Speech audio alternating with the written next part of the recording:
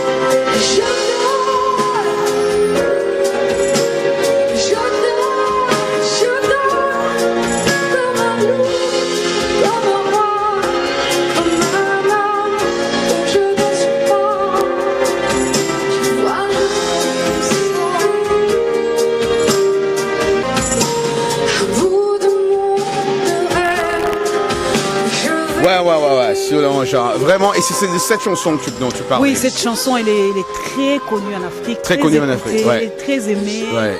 Et moi, j'ai grandi avec cette chanson. Et quand tu l'as vue, qu'est-ce que ça t'a fait? Oh là là, j'étais très contente. J'étais aux anges, quoi. On comprend bien. Rappelons ici aussi que l'artiste chante en plusieurs langues, en français, en anglais, en allemand, en néerlandais, en italien, en portugais, en espagnol, en russe, en hébreu aussi, hein. Mais seulement, je lui ai dit, mais attends, tu chantes pas aussi en swahili ou en chiluba, kikongo, ou en bambara ou en moré? Ben, l'interview, c'était bien sûr une très très belle interview qu'on va suivre, qu'on va proposer aussi à nos chers auditeurs et téléspectateurs. Suivons. Lara, vous êtes en tournée, on appelle le Camouflage World Tour, et d'après, je disais tantôt, avant qu'on commence d'ailleurs cette émission, les vidéos que nous avons pu visionner ou voir sur les réseaux sociaux, je vous suis un peu partout, à New York, à Miami, j'ai comme l'impression que les Américains, ou vos fans, américains en général, ont bien répondu. Vos impressions là-dessus, ou qu'est-ce que vous avez vu de votre côté? J'ai vu beaucoup de joie, beaucoup d'engouement, c'est vrai, beaucoup de réponses très positives. Il y a des moments, c'était vraiment la fête, que ça soit au Beacons ou à Miami, au Fillmore, et même ici à Washington. Ou même ici à Washington, c'était le fun. Et que dire à part un immense merci, à part dire que j'ai une gratitude infinie pour cet échange. Et c'est vrai que c'est magique de venir aux États-Unis et de vivre cette incroyable communion avec les gens, que je chante en français ou en anglais. Il se passe vraiment quelque chose. Quelque chose en général. Et cette tournée qui va, je crois, 40 dates. En gros, oui. En gros, un peu 37, oui. 37, c'est 40. Alors, qui va se terminer, je pense, en juin 2018 à Paris. En fait, vous aviez une bonne information, mais entre-temps, on a décidé que ça allait se terminer par le Brésil et le Canada. Pourquoi le Brésil? Parce que c'est un pays où, figurez-vous, malgré l'incroyable succès que j'y ai eu, je n'y ai jamais chanté. Et donc, ça sera la première fois pour moi au Brésil, fin septembre. Et ensuite, on terminera tout par ma ville de cœur, à part Montréal. Ah ouais, voilà. C'est Montréal, ça serait bien. Mais alors là, ma question, c'est de savoir, 37, c'est pas loin de 40, mais c'est un peu trop pour Lara. Non, Vous êtes préparé mentalement, physiquement, Oui. pas trop fatigué? non, ça va. Moi, ça j'étais va. là pour... Non, mais c'est ce que je fais dans la Oui, vie. c'est vrai. C'est pour ça que je suis bâtie, construite. Moi, je fais ça. Ouais, C'est ce que je fais, ouais, finalement. ouais. Donc 37, 40, bring it on. Là, l'album Camouflage, et je dois préciser, rappeler à tout le monde, votre 13e album studio. Oui. Ouais, et votre 4e album en anglais. Oui.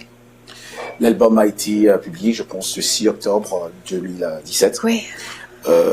Êtes-vous personnellement satisfait de l'accueil que votre public, ou la façon dont votre public accueille cet album partout dans le monde? Mais je pense que les gens ont aimé Camouflage, oui. Je crois que c'était un tournant très important pour moi musicalement. C'était de la musique électro, très current, très de mon temps. De la musique peut-être à laquelle je les avais pas franchement habitués jusque-là. Et j'ai eu envie qu'ils se familiarisent avec la fille que je suis aujourd'hui, à l'âge que j'ai, à l'époque que je traverse. J'aime bien faire de la musique qui est de mon temps. Ouais.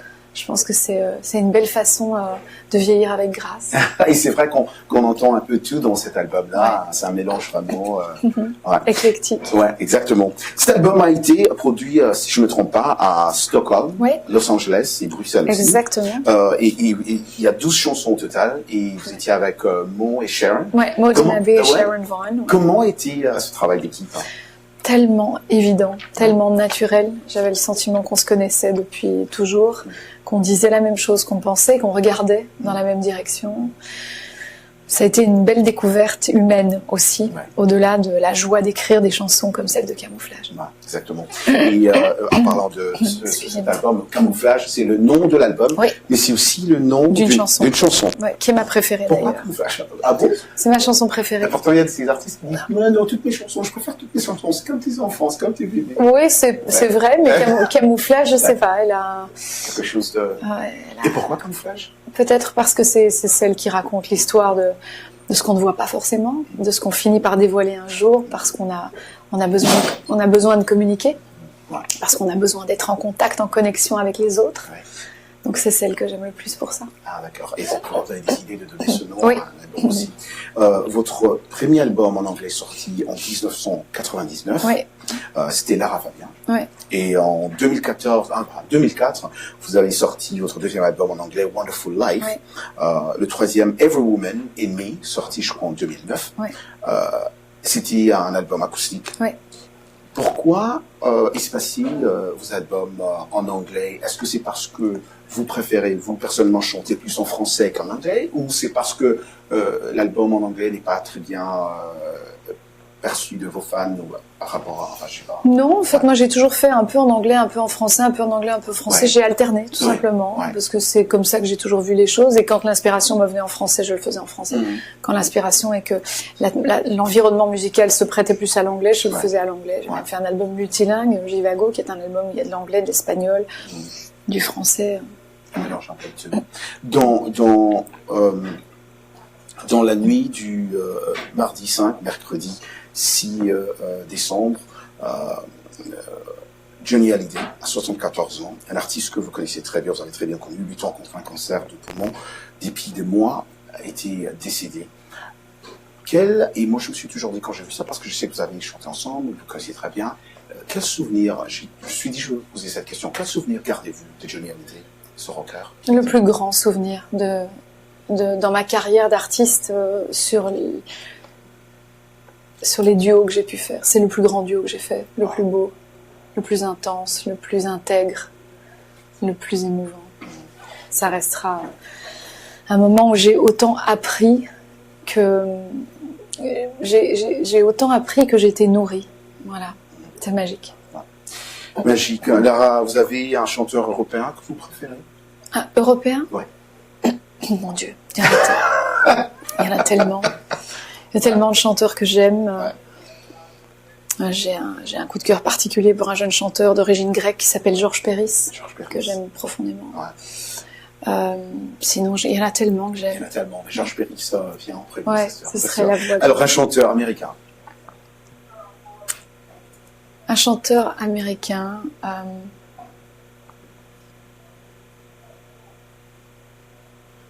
Ce serait Michael Je Jackson. savais que ça allait être une question difficile. Non, ça serait. Oui, c'est vrai, vous avez raison, parce qu'il y en a aussi, il y en a tellement.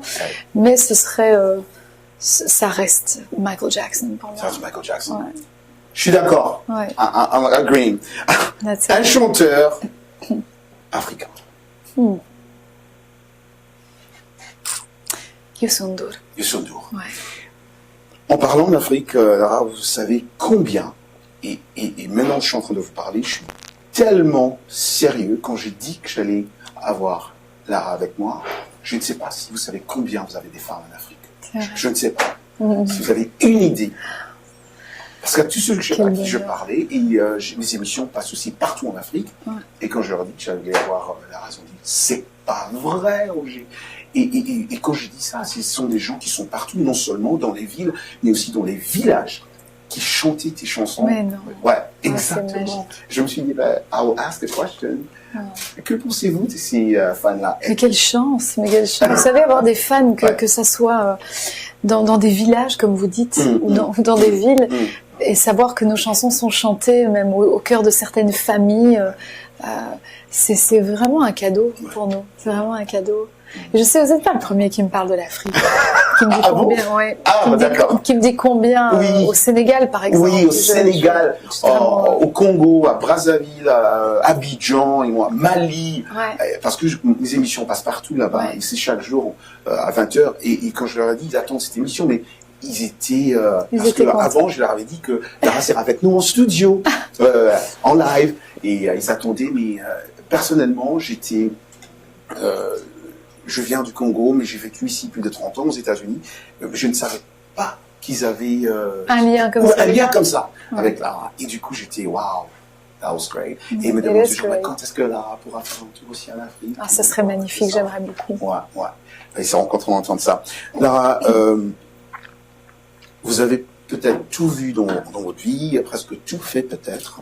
Peut-être tout eu aussi, si je peux le dire ainsi. Quelle est la chose que Lara Fabian veut accomplir ou n'a pas encore accompli?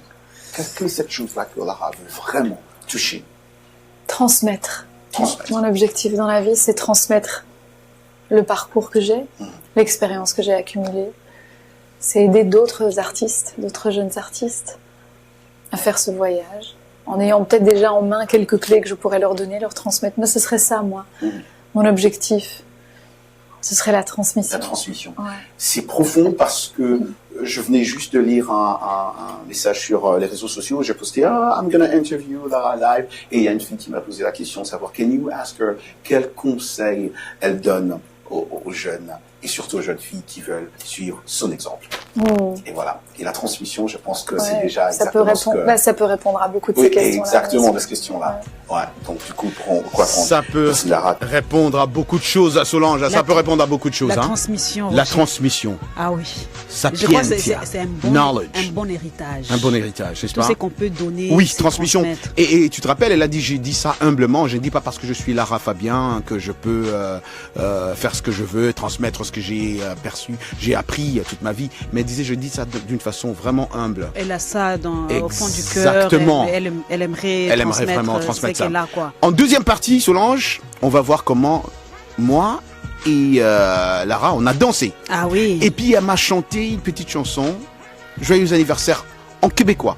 Ah oui, d'accord. Tout à l'heure. Nous revenons tout à l'heure, on continue dans un instant. On va prendre un petit repos pour revenir avec Lara dans quelques instants.